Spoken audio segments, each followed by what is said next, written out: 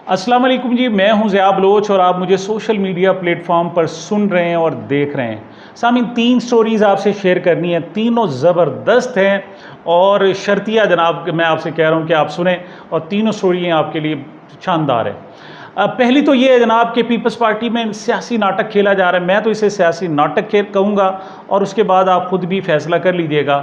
ये तासुर दिया जा रहा है जनाब पीपल्स पार्टी तो कमाल की जमात है, अवामी जमात है, जमहूरी जमात है। बिलावल भुट्टो जनाब ज़बरदस्त लीडर हैं जनाब, उन्हें अवाम की फ़िक्र है, जमहूर की फ़िक्र है, आइन की फ़िक्र है। देखें जी, उन्होंने बाप की मुखालफत मोल ले ली लेकिन आइन पर कोई समझौता नहीं किया। ये सियासी नाटक क्या है ये मैं अभी बताता हूँ जनाब आपको। दूसरा, हमारे साबिक वज़ीर आज़म कायदे इनकलाब अमीरुल मोमिनीन जनाब मियाँ मोहम्मद नवाज शरीफ साहब के बारे में अब बड़ा ही कमाल है जनाब। उन्होंने, आपको पता है मोहब्बत करने वाले तो है ना वो, यानी जो उनका ज़ौक़े जमाल है वो कमाल का है और दिल फेंक किस्म के तसव्वुर होते हैं। और उनकी भी जनाब जो स्टोरी है वो भी बड़ी शानदार है। 1990-92 की स्टोरी है लेकिन लिंक कर रही है 2023 के साथ। कैसे, ये भी मैंने आपको बताना। ये स्टोरी मेरी नहीं है जी, पहली बात तो ये स्टोरी है जनाब असदुल्ला गालिब साहब की। मैं पहले बता दूं साहब, ज़रा जिसकी स्टोरी होनी चाहिए उसको क्लेम जो है ना, उनको क्रेडिट कम अज़ कम जाना चाहिए। तो उन्होंने 2 किस्तों में पेश की है, मैं चंद मिनट में आपके सामने पेश कर देता हूँ। और आखिरी मैंने नोहा पढ़ना है, नोहा आपके सामने बयान करना है। वो है शहीद अरशद शरीफ की ख़ानदान पर होने वाले जुल्म का। ये जो हमारा निज़ाम है जिसे मैं चौधरी निज़ामुद्दीन कहता हूँ, ये चौधरी निज़ामुद्दीन हमेशा कमज़ोर पर जुल्म करता है, इसका कभी ताकतवर पर बस नहीं चल सकता। और जो जब भी ज़रब लगाता है, जब भी तज़हीक करता है, जब भी तज़लील करता है तो सिर्फ़ और सिर्फ कमज़ोर की और मज़लूम की करता है। वो क्या कहानी है वो भी मैं आपको बताता हूँ। सबसे पहले पीपल्स पार्टी से शुरू करते हैं जनाब। पीपल्स पार्टी इस वक्त, एक वक्त था, मैंने आपको बताया कि वो लेफ्टिस्ट की सबसे बड़ी पार्टी थी, एंटी इस्टेब्लिशमेंट पार्टी हुआ करती थी, जमहूरी पार्टी हुआ करती थी, अवामी पार्टी हुआ करती थी, पीपल्स अवाम की पार्टी हुआ करती थी। लेकिन अब इस्टेब्लिशमेंट की पार्टी है, खबास की पार्टी है, अशराफिया की पार्टी है और अवामी बनने की कोशिश अलबत्ता लाजमी कर रही है। अब ताज़ा तरीन क्या है? पहली बात तो ये ताज़ा तरीन जनाब डिफरेंसेस हैं बिलावल भुट्टो में और उनके वालिद ग्रामी जनाब आसिफ अली जरदारी साहब में।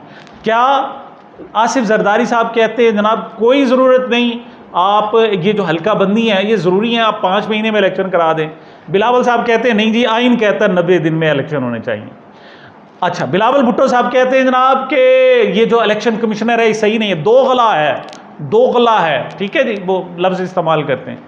और बाप कहते हैं ना, बड़ा ज़बरदस्त बंदा है जनाब, हमें एतबार ना सिर्फ chief election commissioner Sikandar Sultan Raja साहब पर बल्कि चारों जो जनाब सूबाई इलेक्शन कमिश्नर हैं उन पर भी हमें भरपूर किस्म का एतमाद है। अब तरीक़ाकार ये है कि बेटा ज़रा आंखें दिखाता है और बाप हाथ जोड़ देता है, तरीक़ाकार ये है, असल मसला इनका ये है। हालांकि आपको पता है ये 16 महीने डम्मी बने रहे हैं। मैंने पिछले दिनों एक जनाब वीलॉग किया और मैंने जो उसका उन्वान दिया ना वो ये दिया कि इनको इख्तलाफ ये है कि इनको डम्मी, इस कठपुतलियों पर एतराज़ नहीं है। साहब ज़ाहिर ये ताकतवर लोग कठपुतलियाँ ही लाते हैं, चाहे वो पीटीआई की शक्ल में हो, चाहे पीपल्स पार्टी पीडीएम नून लीग की शक्ल में हो। अब इनको इतराज़ ये है कि हजूर जो कठपुतलियाँ लाना है उसको हमें मौका दे, हम खादिम हैं, खादिम हुसैन हैं, हम खिदमतगार हैं जनाब, हमें मौका दे और हम आपकी बेहतर खिदमत कर सकते हैं। इतना क्या करेगा नवाज शरीफ, छोड़ दें उसको, असल मसला है ये।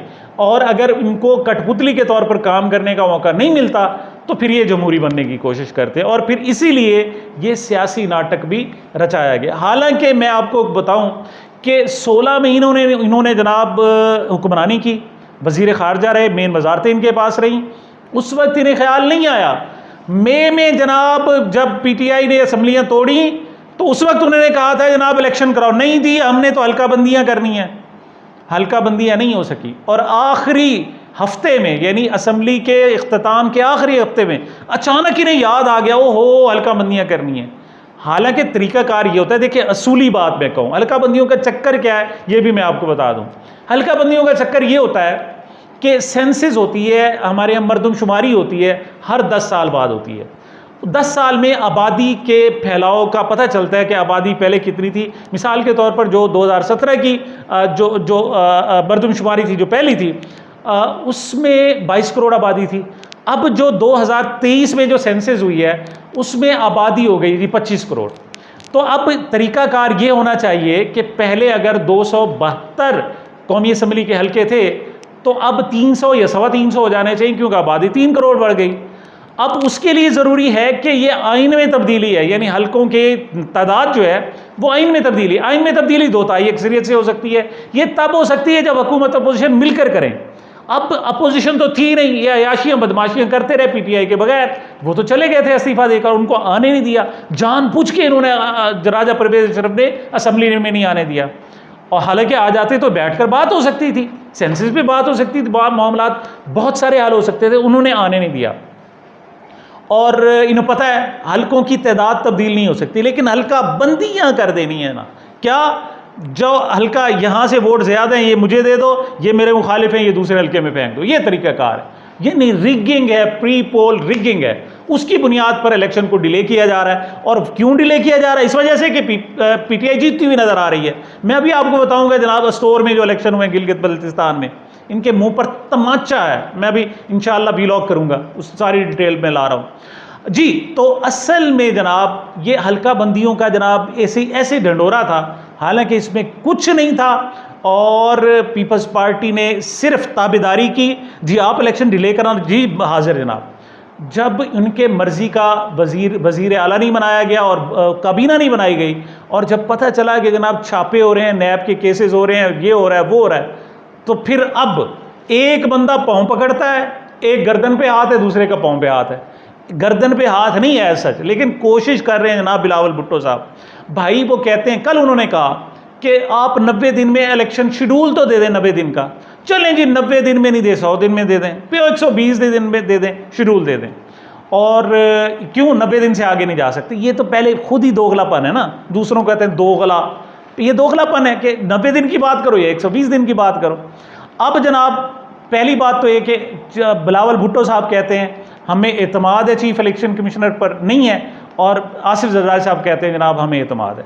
वो कहते हैं जनाब हल्का बंदियाँ होनी चाहिए, बिलावल कहते हैं नहीं होना चाहिए। ये एक ढकोसला है, सिर्फ आवाम से की अटेंशन हासिल करने का तरीक़ाकार है जनाब इनका, और कुछ नहीं है। और आवाम को बेवकूफ़ बना रहे हैं, सियासी नाटक है, और इससे मेरे ख्याल में नहीं कुछ हासिल होने वाला नहीं है। अगली बात करते हैं जनाब मियाँ नवाज शरीफ साहब की। मियाँ नवाज शरीफ साबिक वज़ीर आज़म अमीरुल मोमिनीन, 1990-92 की बात है। ये स्टोरी जो की है जनाब, ये है असदुल्ला गालिब ने, यंग जर्नलिस्ट है जनाब। अब वो ताज़ा हज करके भी आया है, और बड़ा मतलब बड़ा एनर्जेटिक है बंदा, ढूंढ के लाया है, लेकिन कनेक्ट किया है। 1992 की है, लेकिन कनेक्टेड है, और आपको बात समझ आ जाएगी, आपको खुद ब खुद समझ आएगी असल मामला क्या है। 2 किस्तें की हैं जी, 2 व्लॉग उन्होंने। पहले में कहा जी कि लंदन में एक नौजवान है जो जुनैद सफदर की उम्र का है, यानी उनके नवासे, नवाज शरीफ की नवासे, जो जब मिलने आता है तो ख़ास एहतमाम होता है। बड़ा लंबा तड़ंगा और ख़ूबसूरत नौजवान है, और नवाज शरीफ साहब उसके साथ जाते भी हैं। और कुछ लोगों ने कहा जी ये कुछ मतलब कुछ और है जनाब। खैर, एक इन्होंने पहली स्टोरी ये की। दूसरा पार्ट 2 जो किया, उन्होंने कहा जी कि ये 1990-92 की बात है। एक वफ़द आया था इंडिया से, उनमें एक ख़ातून भी थी। ख़ातून बड़ी लंबी कद था उसका, बहुत ही खूबसूरत थी, और वो जनाब करीब हो गई मियाँ नवाज शरीफ साहब के, और इतनी करीब हुई कि हमारी एजेंसियों को खटकने लगी कि ये क्या हो रहा है जनाब। ISI को खटकने लगी कि ये हमारे वज़ीर आज़म के साथ ये इंडियन खातून क्या है। मियाँ नवाज शरीफ साहब ने जनाब उन्हें मरी में, उनको आपको पता है ना जी, अपने घर मरी में बना रखे हैं, उसमें जनाब इन्हें पहुंचा दिया गया और वहाँ रिहाइश रखी। ISI ने जब चेक किया तो पता चला वो तो रॉ की एजेंट ही नहीं, रॉ की ऑपरेटर है। एजेंट होता है जो आगे काम करते हैं, ऑपरेटर उससे भी बड़ा दर्जा होता है जो एजेंटों को डील करते हैं। उन्होंने कहा मियाँ साहब ये क्या कर रहे हैं, लेकिन मियाँ साहब को बताता कौन। उसके लिए जनाब कर्नल रियाज साहब थे, उनका इंतखाब किया गया। वो मियाँ साहब के करीब थे, नवाज शरीफ साहब के, और उनकी बात मियाँ साहब मानते थे। और सिर्फ ताल्लुक़ यही नहीं था, मियाँ कर्नल रियाज के जो वालिद थे वो मियाँ नवाज शरीफ के वालिद मियाँ शरीफ साहब के भी दोस्त थे। तो उन्होंने कहा अच्छा जी मैं बताता हूँ। और हिस्ट्री बताती है कि जो ही कर्नल रियाज ने जाकर बताया नवाज शरीफ साहब ये खातून तो रा की ऑपरेटर है जिसे आपने रखा हुआ है जनाब मियाँ मरी में अपने घर में, तो देख लें फिर। तो उसके दूसरे दिन ही कर्नल रियाज साहब को सैक कर दिया गया, फारिग कर दिया गया वहाँ से। अब फिर क्या हुआ, बात फिर भी नहीं मानी गई और मियाँ नवाज शरीफ साहब ने उस खातून को लंदन पहुँचा दिया। अब वो लंदन रह रही थी या कुछ भी समझ लें, 1992 की बात। अब उसका बेटा हुआ होगा तो वह आप खुद करें कि कितनी उम्र का होगा, कितना तगड़ा होगा, लंबा चौड़ा होगा।